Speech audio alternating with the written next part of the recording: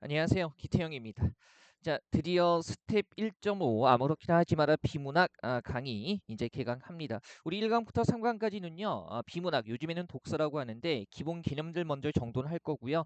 어, 주 교재는 스텝 1.5에 아무렇게나 하지 마라 비문학입니다. 다만 기본 개념 부분은요. 스텝 1의 1권에 비문학 부분 요 개념 활용할 거예요. 그래서 이 책 안 가지고 계신 분들도 계시기 때문에 제가 이 부분은요 PDF 파일로 업로드해 놨습니다. 참고하시고요. 이 기본 이론 부분이 이론 자체를 묻는 건 요즘에 거의 나오지는 않아요. 하지만 문제 풀 때 선택지에 쓰이는 여러 가지 개념들, 그다음에 용어들 이해하기 위해서는요 기본적으로 정돈이 좀 되어 있어야 합니다. 스텝 1 1권에 있는 유형 문제, 그죠? 이 유형 문제들은요 요거는 혼자 풀어보시면 될 것 같아요. 어차피 1.5하고 겹치기 때문에 혼자 풀어보시고 나중에 질문하시면 될 것 같습니다. 한번 보죠. 자, 우리 그 교재 원래 있는 페이지로 하겠습니다. 152쪽이에요. 먼저 스텝 1의 1권에 있는 152쪽이고요. 자, 사실적인 독해 이렇게 해서 먼저 나와 있죠. 그죠? 사실적인 독해를 위한 기본 이론 먼저 보시면 다른 열기 왼쪽에 보죠. 필수 개념, 그다음에 유형과 공략법 이렇게 있는데 유형과 공략법은요. 1.5 교재 4강부터 할 겁니다. 자, 보죠. 사실적인 독해 이해해가지고요. 본문 보시면 먼저 개념 나와 있죠. 자, 사실적인 독해 같은 경우는 기본적으로 표면적인 정보 그리고 객관적인 정보 이런 것들을 파악하는 거고요. 일단 공무원 국어 시험에 나오는 이런 것들 보면 글의 주제 파악하는 거, 그 다음에 세부 내용, 사실 일치 관계 파악하는 거죠. 그 다음에 서술 전략이나 아니면은 글의 전개 순서 같은 거 파악하는 거 이런 것들이 출제가 됩니다. 자, 3번에 사실적인 독해의 실제 이렇게 나와 있는데요. 공무원 국어 시험에서는 수능 국어에서처럼 종합적인 독해를 요구하지는 않죠. 그래서 문제 하나에, 그죠? 문제 하나에 그냥 지문, 제시문 하나가 나와 있기 때문에 종합적인 독해보다는요 문제에서 요구하는 바를 먼저 확인하고 요것을 지문에서 바로 찾는 거 이런 것들 중요합니다. 가장 일반적인 방법은 기본적으로 각 단락마다 각 문단마다 중심 내용을 먼저 찾고요. 그 다음에 중심 내용을 가장 전체적으로 잘 포괄하는 것들이 글 전체의 주제가 되는 거죠. 이 부분은 가볍게 읽어보시면 될 것 같고요. 자, 바로 153쪽 한번 가보죠. 사실적인 독해를 위한 이론 이렇게 해가지고요. 문단 개념 나와 있죠, 그죠? 우리가 이제 주로 수업에서 활용할 개념은요, 형식 문단 개념입니다. 그래서 새 행으로 시작되는 부분, 그래서 보통 한 칸 띄고 시작하는 부분이죠. 제가 중간 중간에 1문단, 2문단 이런 말씀 드릴 텐데 그 부분은요, 이렇게 한 칸 띄고 시작하는 부분이라고 생각을 하시면 될 겁니다. 한번 보시고요. 시험에서 형식 문단이나 내용 문단 이런 것들 묻지 않으니까요. 가볍게 확인만 하세요. 자, 한번 보죠. 보통 우리가 이제 하나의 글 아니면 하나의 문단을 읽을 때 각 문단의 주제를 먼저 파악해야 되는데요. 보세요.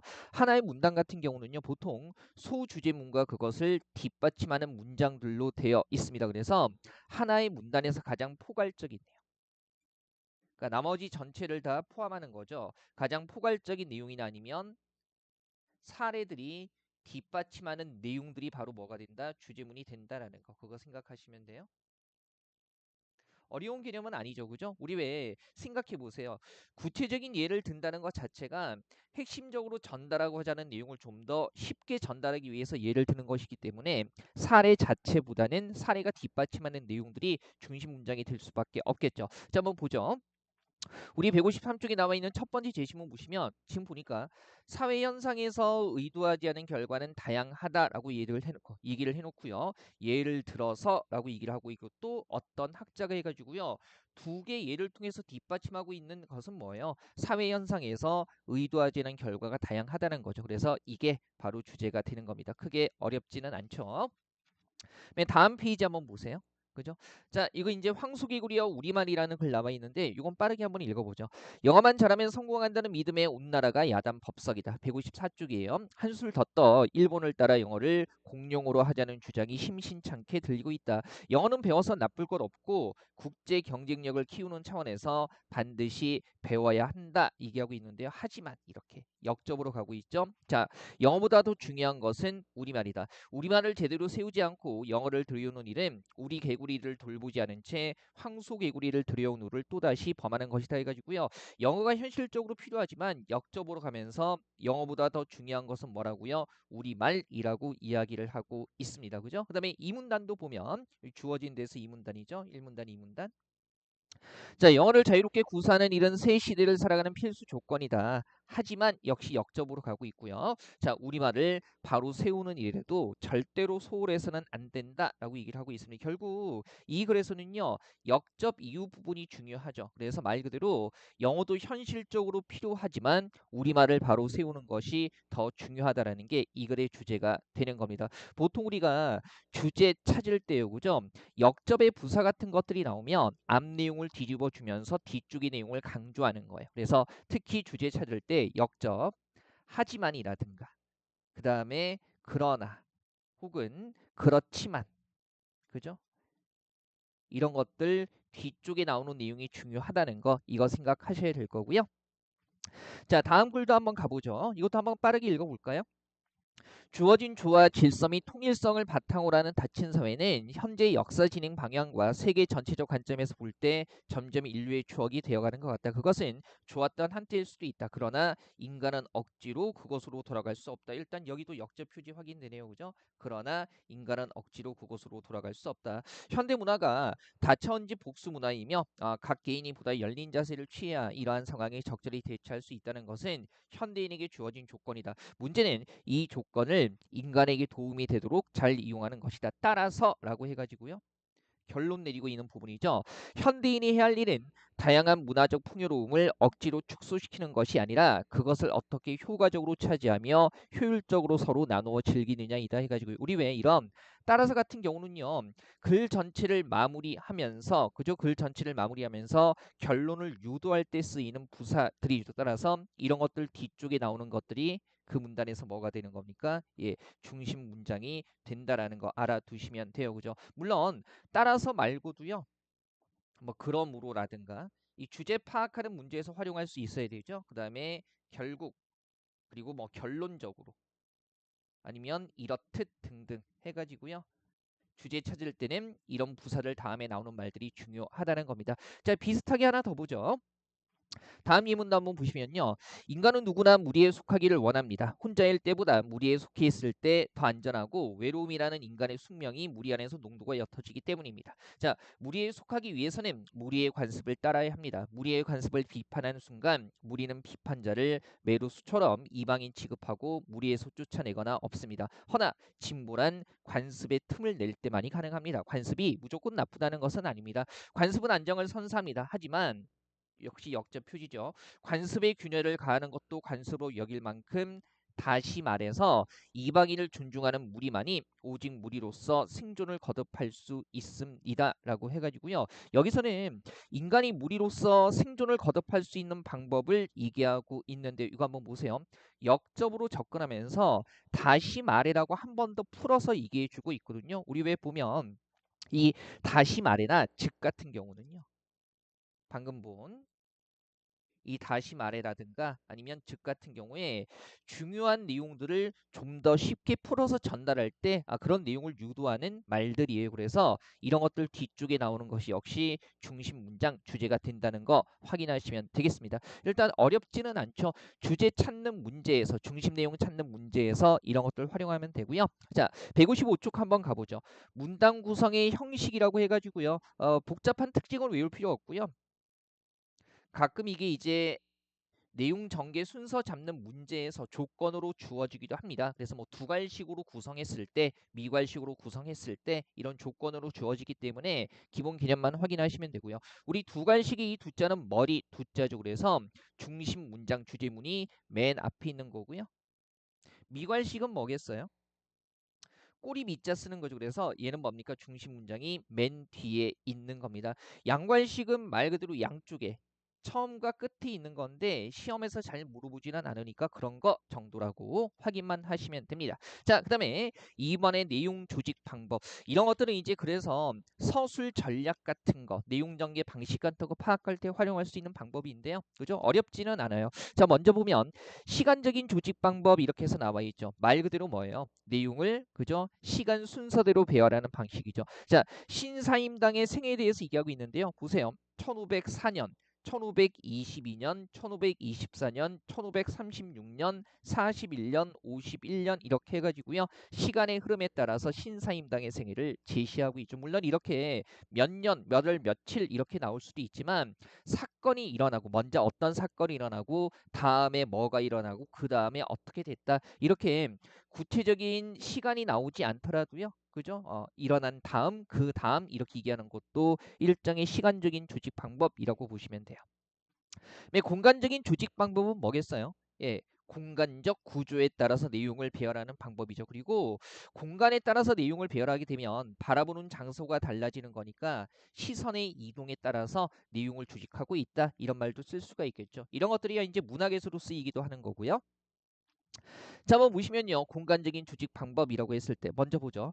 김정희가 그린 세안도의 오른쪽 위에는 세안도 우선시상 완당이라는 화제가 적혀 있고 뭐 화제 글씨 느낌이 얘기하고 있죠. 그다음에 그 바로 왼쪽에는 집이 있고 집 앞에는 힘찬 필지가 느껴지는 소나무가 있다. 집 왼편 약간 떨어진 곳에는 잣나무가 있는데 이 잣나무의 상승감은 자 짧은 수직선 형태를 하고 있어서 더욱 강조된다 해가지고 보니까 어떻게 하고 있어요? 오른쪽 위 해가지고요. 오른쪽부터 그 왼쪽, 그 다음에 그 왼쪽 이렇게 해가지고요. 오른쪽에서 왼쪽으로 공간의 이동, 시선의 이동에 따라서 내용을 조직하고 있는 겁니다. 어렵지는 않죠. 그다음에 3번에 인과적인 조직 방법 이렇게 해서 나와 있습니다. 인과라는 말 자체가 뭐예요? 말 그대로 원인과 결과에 따라서. 그죠? 자, 한번 보시면요. 대부분의 서양인들은 무지와 질병과 끝없는 노역이 미개발 사회의 운명이라 생각한다. 또한 개발도상국 사회에 나타나는 빈곤과 질병과 굶주림은 그러한 가정이 입증되는 사례라고 생각한다. 자, 그러나 실제 오늘날 제3세계 국가가 겪고 있는 많은 사회 문제들은 주로 식민주의와 잘못된 개발의 결과물이다라고 해가지고요. 말 그대로예요. 그죠? 제3세계 국가가 겪고 있는 사회 문제가 무엇 때문에 일어났다? 그죠? 식민주의와 잘못된 개발로 인해서 일어났다라고 해가지고요. 원인과 결과 관계에 따라서 내용을 정돈하고 있습니다.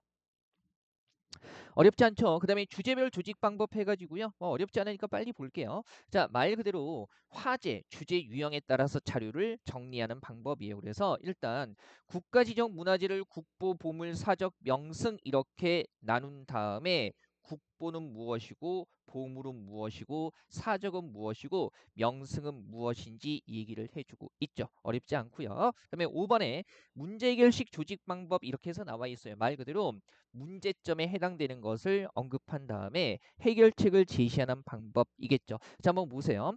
우리나라의 급속한 저출산, 요즘에는 저출생이라는 말 많이 쓰죠. 저출산 고령화 현상은 산업 전반에 다양한 영향을 미치며 국가 전체의 경쟁력을 약화시킬 수 있다라고 해가지고요.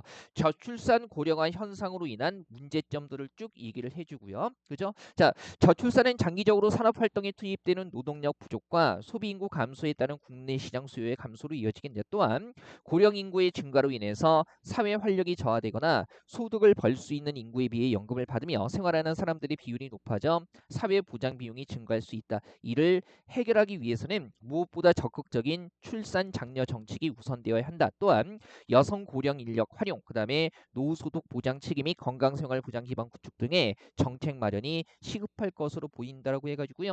저출산 고령화 사회가 되면 어떤 문제점이 발생하는지 얘기를 해주고요. 이 문제를 해결하기 위한 방법들, 해결책을 제시하고 있는 겁니다. 물론 문제점을 제시하는 방법 봤을 때 조금 더 세부적으로 본다면 인과관계를 통해서 문제점을 제시하고 있는 거죠. 저출산 고령화 현상으로 인해서 경쟁력이 약화된다. 시장 수요가 감소된다. 사회부장 비용이 증가한다. 이런 식으로 해가지고요. 자, 요즘에는 이런 것들을 물을 때 단순하게 선택지에서 그냥 뭐 문제 해결 아니면은 원인과 결과 이렇게 잘 묻지는 않습니다. 다만 이제 옛날 좀 초창기 때, 이제는 뭐 초창기라고 얘기해도 되죠. 초창기 때 공무원 국어 시험 보면 그런 것들을 선택지에서 아주 표면적으로, 그죠? 그다음에 아주 간결하게 물어보기도 해요. 자, 그다음에 내용 전개 방식 이렇게 해서 나와 있습니다. 크게 정태적인 범주와 지금 여기서 다루는 용어들은요, 여전히 선택지에 직접적으로 등장하거나 아니면 서술형으로 풀어서 나오기도 하기 때문에 개념은 이해하셔야 돼요. 그다음에 159쪽 잠깐 보죠. 예, 159쪽이요.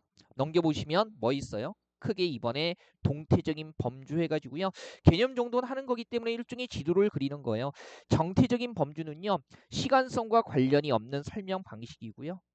그 다음에 동태적인 범주라는 것은 시간성과 관련지어서 설명하는 방식입니다. 물론 시험에 얘가 정태적인 범주인지 얘가 동태적인 범주인지 그런 것들 물어보지는 않아요.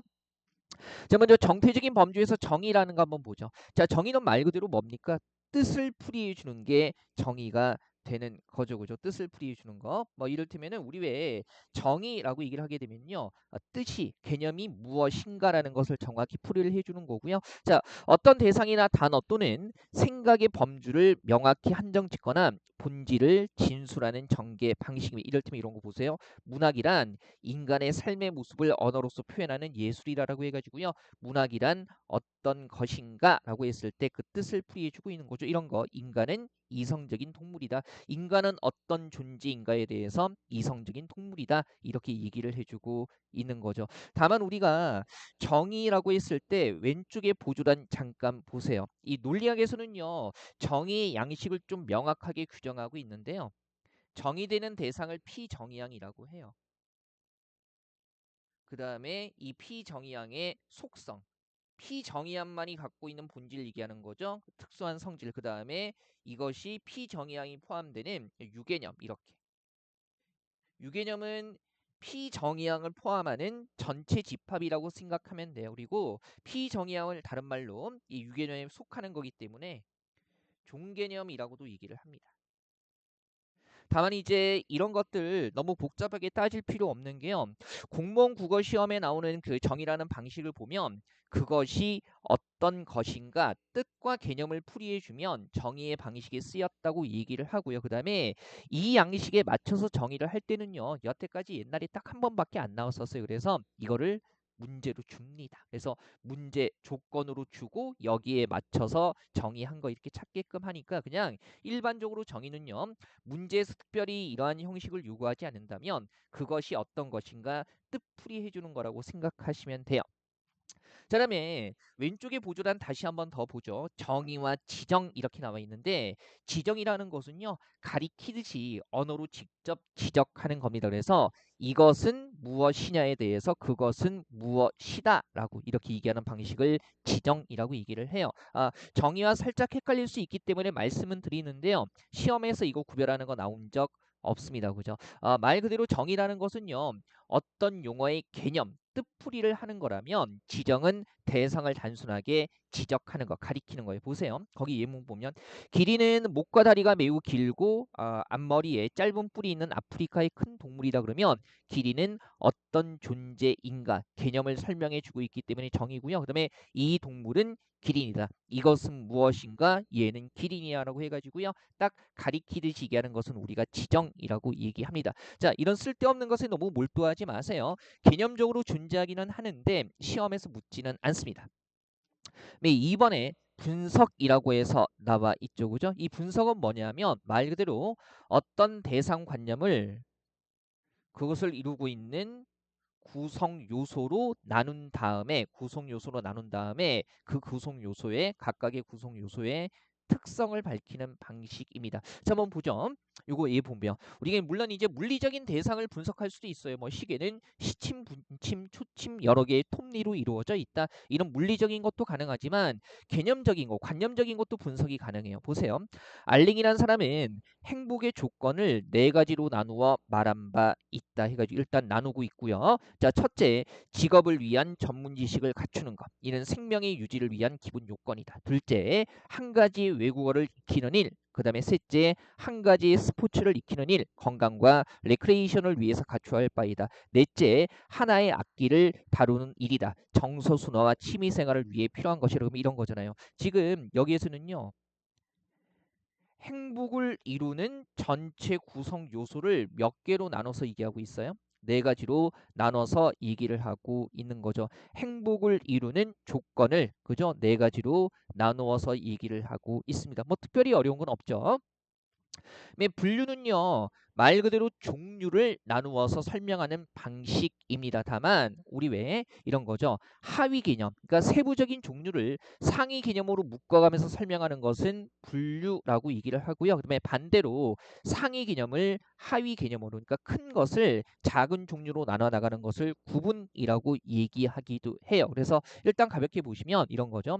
한국어, 몽골어, 튀르크어, 퉁구스어 등은 어디에 속하고 알타이 어족에 속하고 그죠? 이런 하위 개념을 하위 종류를 상위로 묶어서 얘기하고 있죠. 좀 더 큰 걸로. 그다음에 영어, 독일어, 프랑스어, 이탈리아 등은 인도, 유럽 어족에 속한다. 이런 게 분류의 방식이고요. 구분은요. 큰 덩어리를 작은 종류로 나누는 거예요. 그래서 보면 가변적 패션 디자인은 내적 가변성을 의미하는 제품 내 변화와 그다음에 외적 가변성을 의미하는 제품 전환의 두 가지 범주로 나눌 수 있다 해가지고요. 종류를 나누고 있죠. 자, 우리 가끔 보면 시험에서 이제 이 분류와 구분을요, 좀 더 정확하게 파악하라고 요구하는 경우도 있어요. 다만 이런 거죠. 종류를 나누는 방식은요, 기본적으로 그냥 뭐라고 생각하시면 돼요? 분류라고 생각하시면 되고, 다만 선택지에 분류와 구분이라는 용어가 둘 다 나왔을 때는 상위 개념이 먼저인지 하위 개념이 먼저인지까지 구별할 수 있어야 합니다. 자, 요거 용어 정리하시면 되는데요. 분류의 분자는 나눌 분자가 앞에 있잖아요. 그러면 나뉜 거 하위 개념이 먼저 나오고 그 다음에 그것을 묶는 상위 개념이 뒤에 나오면 나뉜 것이 먼저 나오면 하위가 먼저 나오면 분류가 되는 거고요. 그 다음에 구분 같은 경우에 그죠? 나눌 분자가 뒤에 있잖아요. 그래서 나뉜 것이 뒤쪽에 나오면 그죠? 하위 개념 나뉜 것이 뒤에 나오면 분이 뒤에 있잖아요. 구분 이렇게 되는 겁니다. 다시 한번 말씀드리지만 선택지 자체에선 분류와 구분 한꺼번에 두 가지를 다 얘기하고 있다면 세부적인 것까지 구별을 해야 되지만 선택지에서 분류와 구분이 둘 다 나와 있지 않다면요. 나와 있지 않다면 그냥 종류를 나누는 것은 일반적으로 분류라고 얘기하기도 해요. 그 다음에 우리 가끔 보면 분석과 그다음에 분류가 헷갈리기도 하는데요. 우리 이미 어휘간의 의미관계 배웠잖아요. 분석 같은 경우는 전체와 부분의 관계라고 생각하시면 돼요. 그죠? 그다음에 분류 같은 경우는 상하 관계라고 생각하면 되죠. 한번 떠올려 보세요. 우리 왜 분석의 방법, 전체와 부분의 관계 같은 경우는 그죠?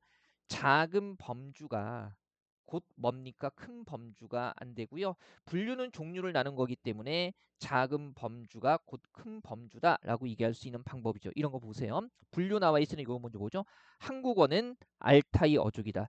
제품 내 변화는 가변적 패션 디자인이다. 이런 관계가 성립하죠. 그래서 종류를 나눴을 때는 작은 범주가 곧 큰 범주이다라는 설정이 가능하고요. 이런 것들은 분류가 되는 거고요. 반면에 분석 같은 경우는요. 앞에 잠깐 보죠. 분석은 전체를 그것을 이루고 있는 구성 요소로 그죠? 결합된 전체를 하나하나 쪼갠 거기 때문에 작은 범주가 곧 큰 범주다라는 관계가 성립하지 않아요. 이런 거죠. 지금 앞에서 본 걸로 보면 직업을 위한 전문 지식이 곧 행복이다라고 얘기할 수는 없는 거죠. 왜냐하면 직업을 위한 전문 지식에다가 외국어, 스포츠, 그 다음에 악기까지 다 결합돼 있어야만 뭐가 되는 겁니까? 그죠? 예, 행복이 되는 거기 때문에 그래서 이 분석 같은 경우는요. 작은 범주가 곧 큰 범주이다라는 관계가 성립하지 않습니다. 그죠? 이 행복의 조건 네 가지가 다 있어야만 행복이라는 전체를 이룰 수 있다는 거죠. 괜찮으시겠어요? 요거 분석하고 분류 이런 것들 파악하는 거 힘겨워하지 마시고요. 다시요. 분석은 작은 범주가 곧 큰 범주이다라는 관계가 성립하잖아요. 직업을 위한 전문 지식이 곧 행복이다. 이렇게 안 되잖아요. 나머지 것들도 다 결합돼 있어야만 행복 이렇게 얘기할 수가 있겠죠. 자, 그다음에 4번으로 갈게요. 그죠? 4번의 예시 말 그대로 뭡니까? 그죠? 대상과 관련된 구체적인 예를 들어 보이는 거죠. 자, 보세요. 문자는 크게 세 가지 종류로 나눌 수 있다. 하나는 그림 문자, 하나는 뜻 문자, 또 하나는 소리 문자고, 그림 문자의 예로는 상형 문자, 뜻 문자의 예로는 뭐가 있어요? 한자. 그다음에 소리 문자의 예로는 알파벳 같은 것들이 있다 해가지고요. 이런 데서 예시 방식을 쓰고 있고요. 물론 이 지문에서는요. 문자의 종류도 나누고 있기 때문에요. 그죠? 역시 구분, 분류의 방식도 쓰고 있다. 이렇게 얘기할 수 있겠죠. 자, 그다음에 158쪽 넘어가서 한번 보죠. 자, 비교와 대조 이렇게 해가지고요. 비교와 대조는요. 둘 이상의 대상을 공통점 중심으로 설명하는 걸 비교라고 하고요. 그 다음에 차이점 중심으로 설명하는 것을 대조라고 이야기를 합니다. 어렵지 않죠? 자, 김소월이나 이상화는 같은 시대를 산 낭만주의 시인이다. 그죠?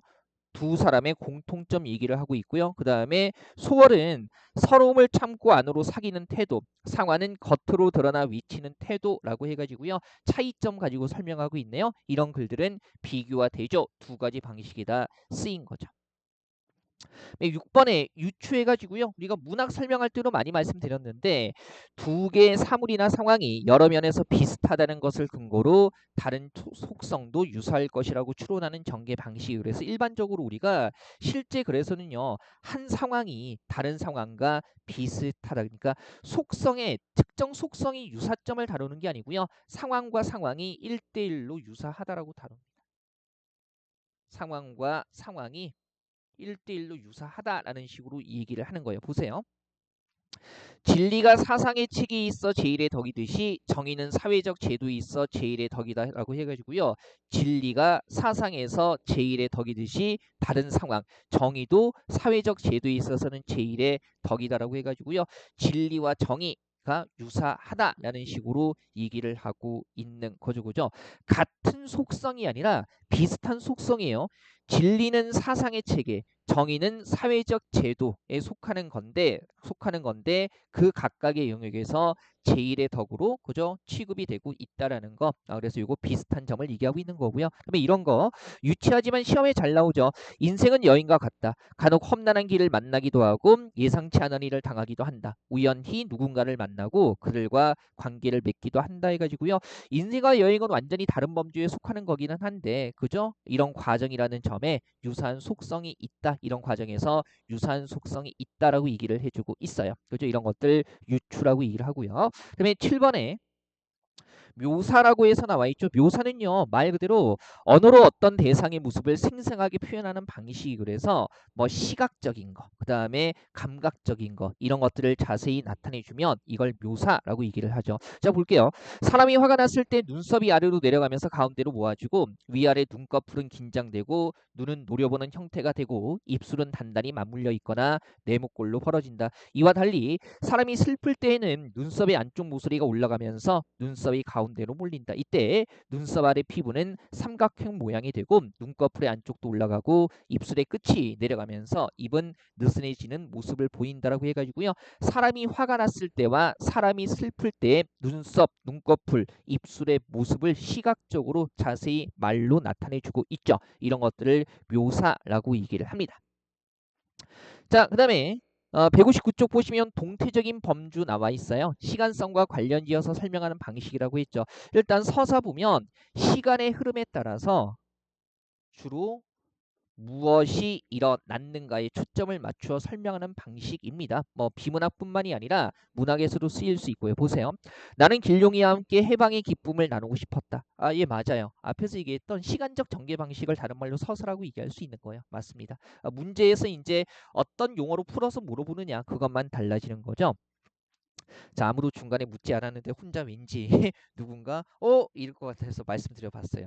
자, 그러나 그 입을 찾아간 것은 10월이 다 되어서였다. 아직 해방의 감격이 아주 가시지는 않은 때였다. 그러나 뜻밖에도 그는 몸져 누워 있었고 원인 모를 열병을 앓았노라고 했다. 그뒤 달포쯤 지났을까 어느 일요일 아침 그가 불쑥 우리 집을 찾아왔다 해가지고 그 다음에 보세요. 10월에 찾아갔을 때 그 다음에 달포쯤 지나고 났을 때 무엇을 했는가, 어떤 행동을 했는가를 시간의 흐름에 따라서 설명하고 있죠. 이거 서사라고 얘기하는 거고요. 이번에 과정 보면 말 그대로 시간의 흐름에 따라서 그죠? 어떤 결과를 가져오게 된 행동, 단계, 작용 등을 설명하는 방식인데 주로 어떻게?